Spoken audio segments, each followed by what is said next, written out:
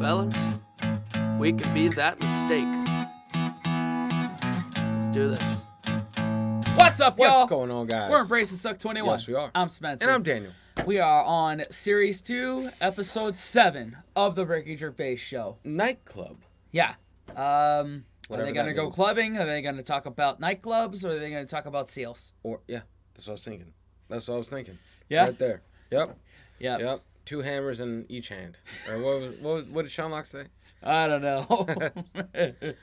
Anyway, no need to discuss it. Just we're going to dive in. Yep. Well, as you're aware, you've obviously got many celebrity fans, and you've also got a new fan, Warwick Davis, who is the short actor who you will see. Foreshadowing. Yeah. If you want to see him and Carl work together, links above Daniel's head. Yes, it is. In films like Return of the Jedi, he also is in Harry Potter. He's 3'6", and Ricky and I worked with him recently. And far from asking us about the many celebrity names that we've worked with, the only person he was interested in talking about, of course, Mr. K. Pilkington. He wanted to meet you, Carl. Yeah. Well, is he all right to get on with? Why wouldn't he be? Just because sometimes when people aren't normal, it's Was just... it? Sorry? No, I just mean when someone... Like, I've met a few little people in my time. The one that I met a little fella once, and he was all right. He got drunk really quick. But he was all right, but it took me by surprise. Only because, like I've said about when I met Steve for the first time, it's only that same thing. And then if I lived with the little fella, I'm sure we'd get on a storm. What do you mean when you met There's Steve? a TV show waiting to happen. More foreshadowing. If only. Things wear off. That's like the world, isn't it? And it's the same with the little fella you're talking about. First time I see him, I'd be a little bit like, oh, what do you say? Whereas once you get to know him, I'm sure he'd be a lovely little fella.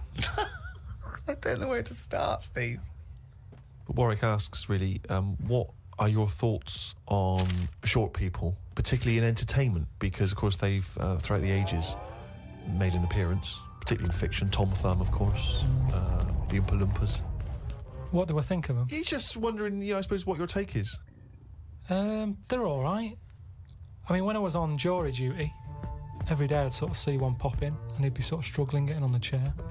And he sort of, he wasn't struggling in a way that he felt uncomfortable. He'd obviously climbed a lot of chairs in his time, and this was just another one.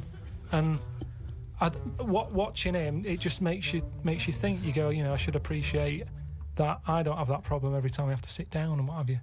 But I don't think it's that bad. If I had to pick being really tall or really small, I'd go for the really small one because, the world's a more interesting place for him, isn't it? Everything's bigger. Do you know what I mean? We go to New York and go, wow, look at this. And they go and they go, oh, yeah.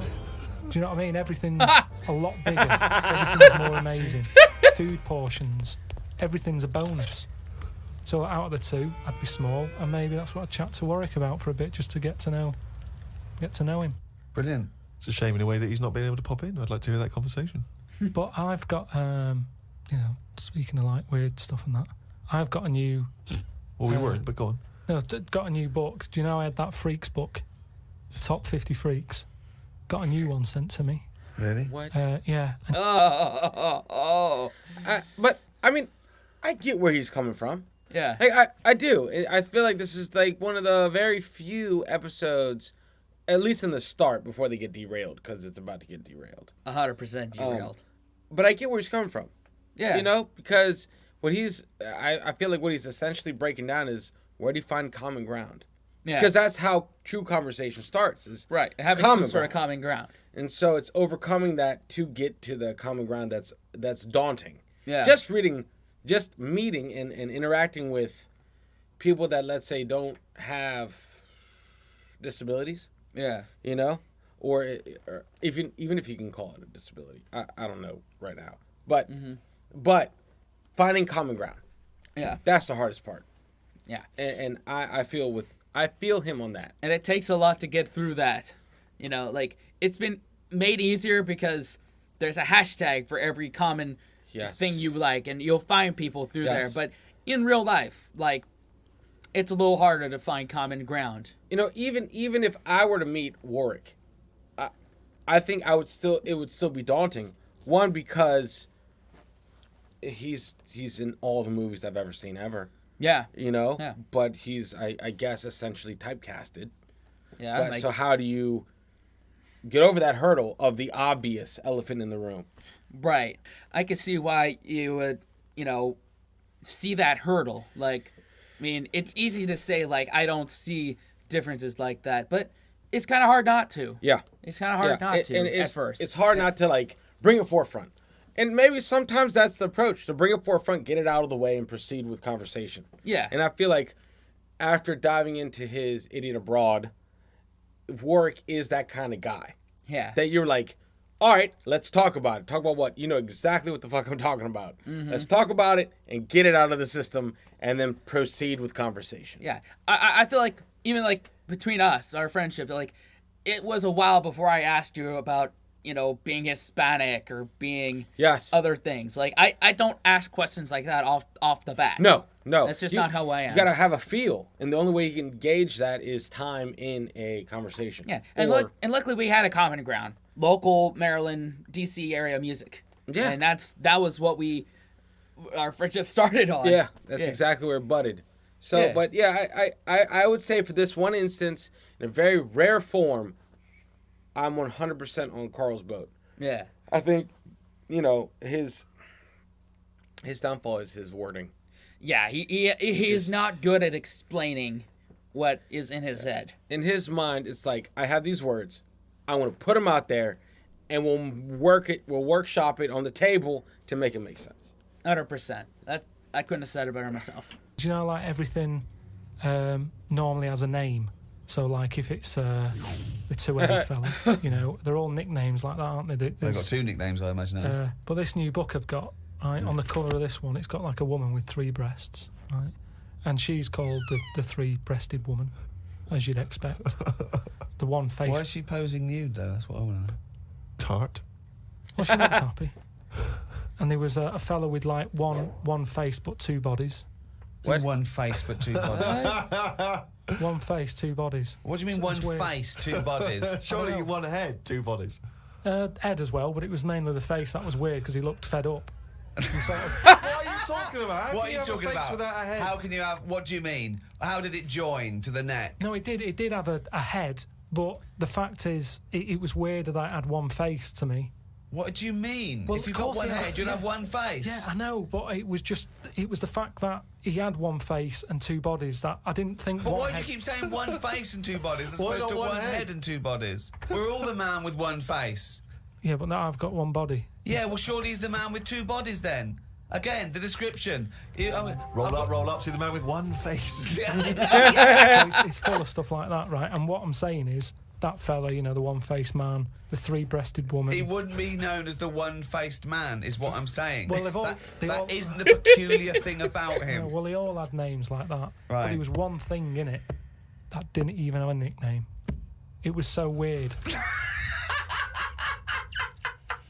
What do you mean? It just said unidentified. What does it look like? What? Sort of testicles for eyes. What? That's it just reminded me when you were talking about What do you mean, strange. testicles for eyes? And what is it? Did he have a normal body? I didn't even look at that. Oh, No, that's what I'm saying, though. You're attracted to the oddness of the thing. And that's what I was saying about Warren when he walks in. Warwick. It'll be odd for a minute. We're not the only ones who made that mistake at first. Yep. Warren. Warren, like Clive Warren. Yep. Yeah. It'll be odd for a minute. And then, I'm sure... For him it will be, yeah. He'll get used to you. I've got my head round it a bit more. And the way that there's loads of people in the world, and yet you don't see people with, like, dangly eyes more often. It amazes me. What? I love the fact that he's amazed by not seeing freaks. Yeah. It's incredible. He's walking down the street going, everyone's got one head. That's weird. Suzanne, see any dangly eyes today? No, me neither. It's weird, isn't it? What's going on in the world? Yeah, you don't see too many ball-eyed people. No, definitely not.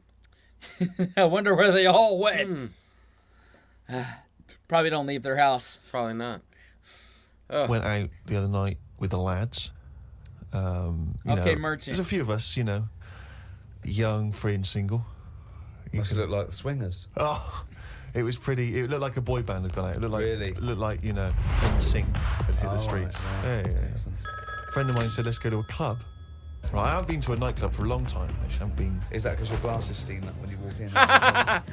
That is a problem in the winter. It's very difficult to make a good impression as you walk in, your glasses steam up straight away, and you got to take them off and clean them and stuff, and then you get a bit. On your white fronts, you pull your white fronts up through the jeans, clean them on that, or the back of a girl's dress. Oh my god. We came down to the club. It's one of those big sort of London super clubs, and it's a bit of a queue. I think it's a bit of a chore. But we're queuing up, we're in good spirits, we're looking at it, sounds pretty funky, we can hear the music coming out. Been in the queue for quite a while, 20, 25 minutes. Forget it, 25 minutes. Well, yeah, we were pretty excited by this point. The doorman says, hello lads. I said, yeah, we're coming please. He went, no you're not. Really? What? He said, you're not coming in. And he just immediately lifted the little rope and sent us away from the queue, right? And we were slightly perplexed, we were dumbfounded, we didn't know what to do. It was like, this couldn't be happening, it didn't make sense. We just queued up what was going on. And so my friend said, well, we've got to find out why he's not going to let us in. So he goes back over. I thought what you wanted to do. You wanted to tie him up with logic. That'll show a bouncer. Exactly. Yeah, show him how educated you are and how you can win an argument and make him look stupid. You'll be in that club in no time. That's what they appreciate. They love that. Because what they respect is being made to look like a fool. Yeah. Exactly. So we went over and... They really look up to intellectuals. Exactly, yeah. So one of our mates goes over and he says, why didn't you let us in? And he went, because you didn't have any girls with you. Oh, wow. Now, I'll tell you this. That's kicking you when you're down. Because when you're out on a Saturday night trying to get into a club to meet women, and the reason you're not allowed to go in a club to meet women is because you haven't got any women with you, that's just salt in the wound. It's so humiliating. So, a friend of mine says that there's a VIP entrance over there. There was like a woman with a clipboard, the guest list. Separate entrance. She said, you've got a little bit of profile, Steve. Why don't we try and use your... You ran out and got your Golden Globe in your Emmy. Yeah, exactly. Really? Well, I always carry, some of my cuttings with me. Yeah. And I felt a bit self-conscious about it. I was thinking, I'm not into this, it's a bit awkward. But he said, look, don't worry, you just stand here. Just stand here, just like you're having a conversation.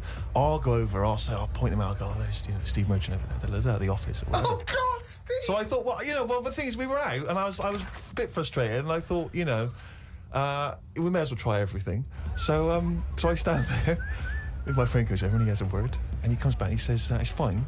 She can't let us in the VIP entrance because she's not allowed, but what she can do is walk us to the front of the queue, right? You can walk to the front of the queue and explain. So I think, okay, fine. Oh, God. So we walk past everyone else, right, to the front of the queue, right? She goes up to the guy, she says, this is Steve Merchant office. The guy goes, I know he is, we're not letting him in. Oh, God. By now, of course, some people have recognised me, so they're trying to have my photo taken. So there's people inside the line that's being allowed in the club. I've got to lean across the rope to have my photo taken with them, even though I'm not allowed in the club.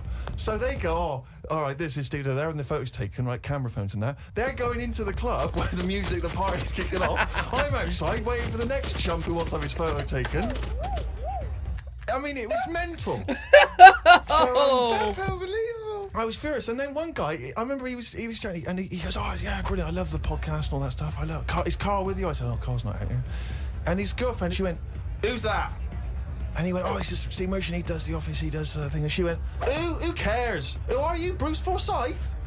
And it's that thing when suddenly I'm being humiliated and embarrassed by someone's girlfriend. I never asked for that. I never asked for her opinion on me. I'm sorry if I don't impress you, if I'm not sufficiently famous for you, but it's not my fault. It's your girlfriend who brought it up. It was like I'd gone over to her and tried to show off, and she was annoyed. So by now I was just furious. Oh, so God. I thought, forget this. Well, I was walking down the street, and there's a group of... All right, before Ricky tells his, I'd be so mad. I'd be so pissed. Well, I mean, all right, let's think about it in a club's perspective. The ratio. Yeah. You got to balance the ratio. Of sausages to tacos. Yeah, 100%. That's your job. Yeah. That's what makes a good club, right? Yeah. The ratio. So, you know, and he wasn't. He's not exactly David Beckham, Stephen Merchant. Exactly. So, I don't fault the bouncer. No. I don't fault the bouncer. I just know I'd be so pissed. If my goal is to go out and find women, but I can't get into a club because I don't have any women. You're like, wait a minute. So I need job experience before you can hire me for my first job? Yeah. How does that work? Kind of thing. Catch-22. Yeah. Need experience to get the job. Need the job to get experience. Yeah. So that's infuriating, though. Yeah. So I just don't touch clubs. It's been probably 2 decades. Probably. I could probably count on one hand the amount of times I've been into a proper nightclub. Like a dress shoes required nightclub? Yeah. You know, everyone's dressed to the nines. There's terrible techno music. Yep. You know, that kind of thing. That club. Yeah. There's a group of builders sitting down having a cup of tea. One of them goes, "All right, Rick." I went, "All right, mate." The other one went, "Not as fat as on telly." Oh, thanks.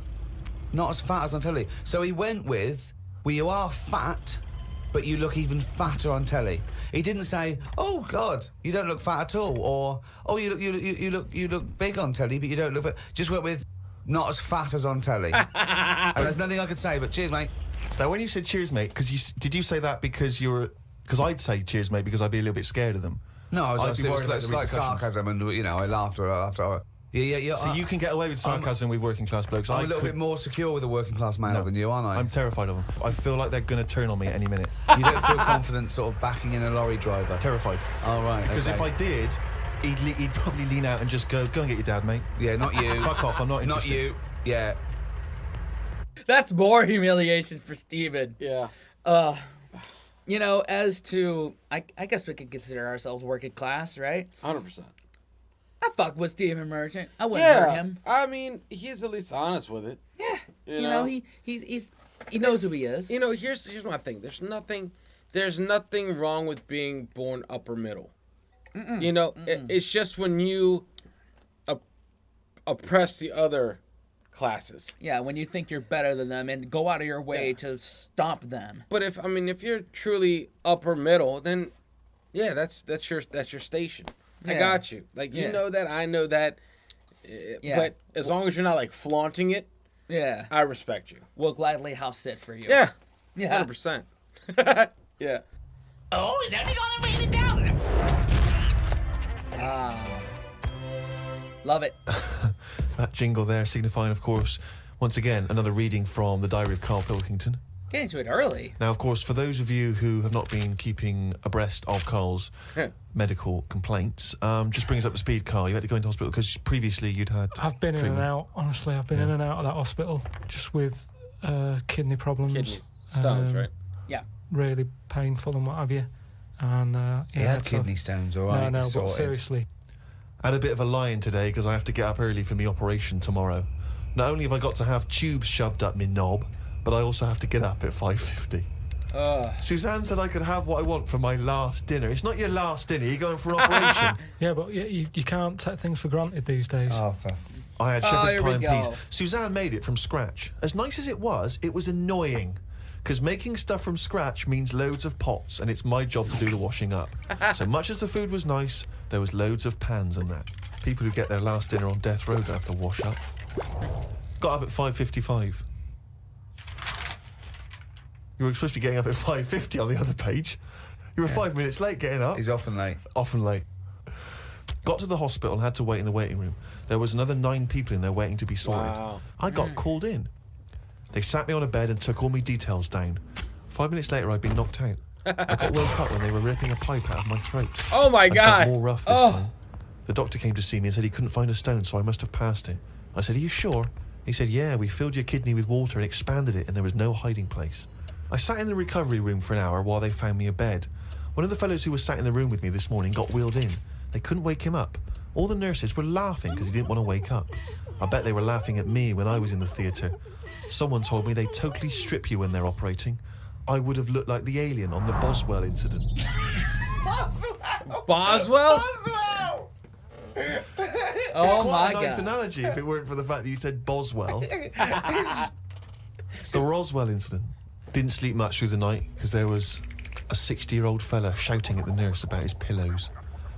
I don't think I slept through a full hour with one thing or another going on. My bed was next to the toilet, so I kept hearing the flush.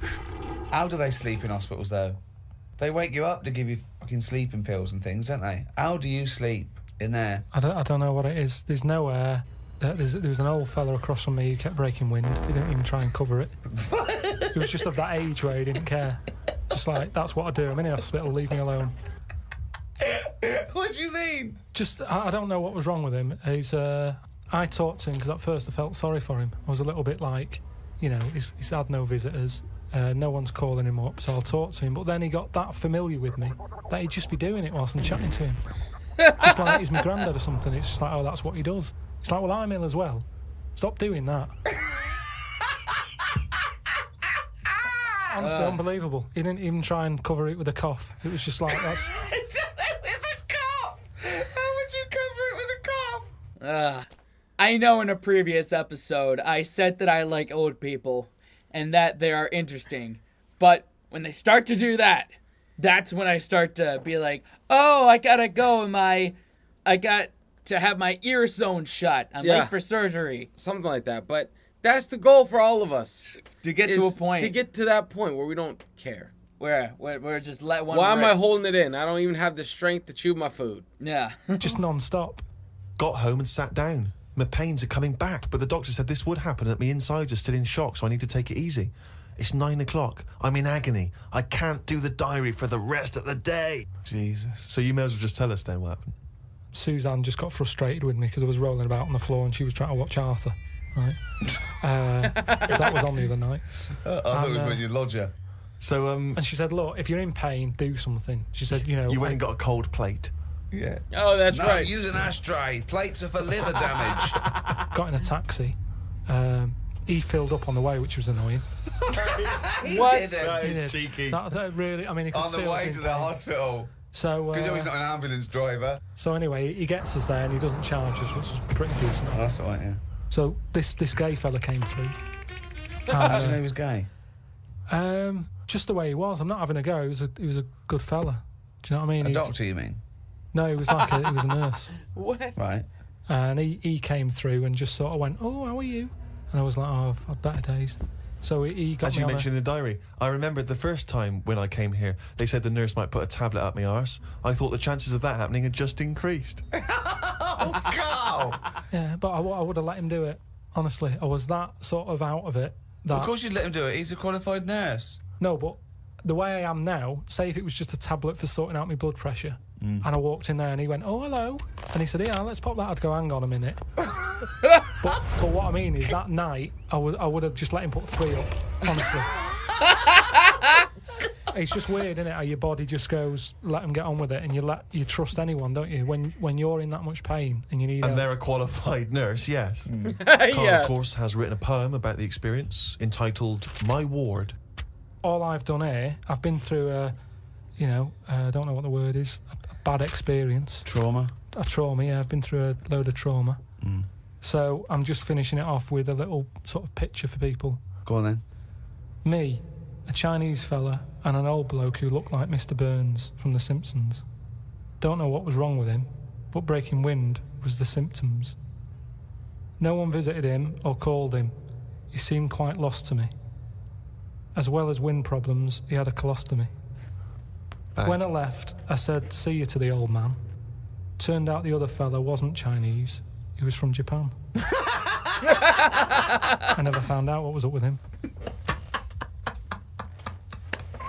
You've got a little picture there, haven't you, of me sat in my ward. I'm sat there with that fella who I didn't talk to, the old fella who had wind problems. And that's what a poem is, isn't it? But the detail about you thought he was Chinese and he turned out to be Japanese, how is that evocative? That's just a piece of misinformation. It's just I like it. I imagine a lot of people make I the like same it because mistake. you know why?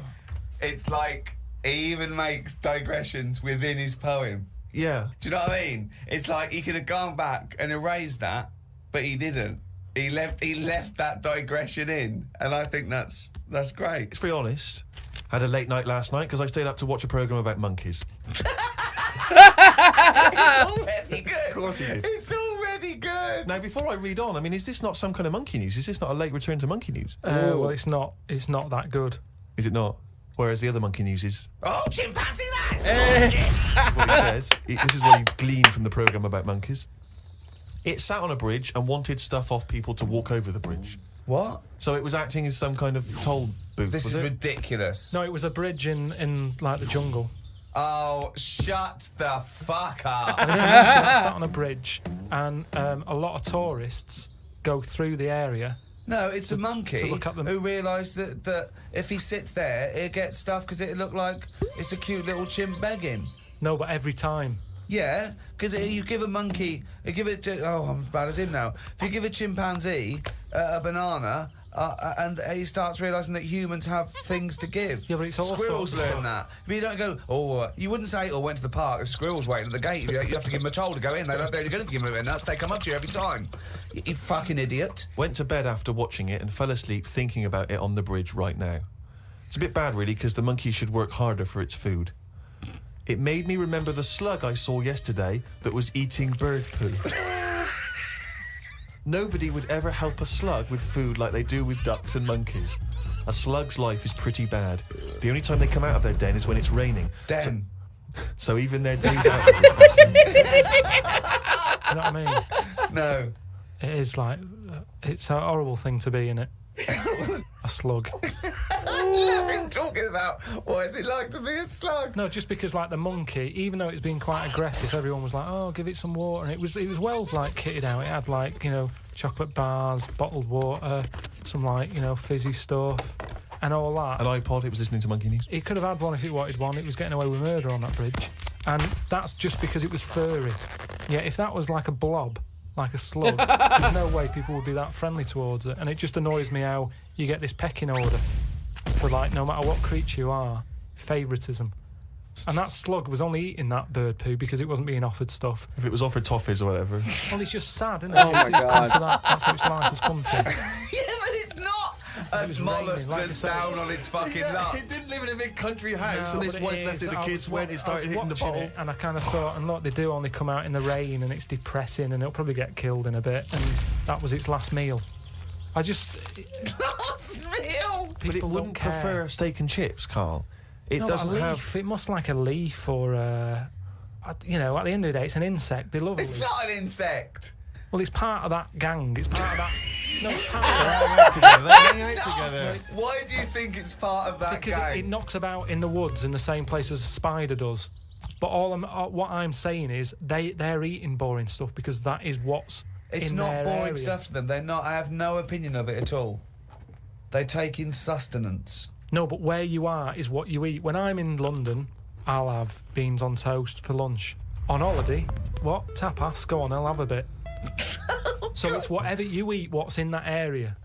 Suzanne went off to work and I went to the shop to buy some envelopes. The shop was empty, but the fella behind the counter was on the phone and just kept talking even though he could see I was waiting.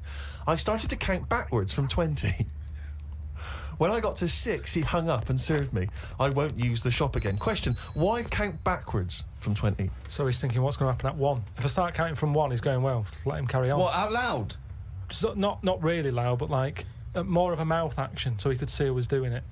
Do you know, like Sorry, you just started miming counting backwards to a man in a shop. He's on the phone.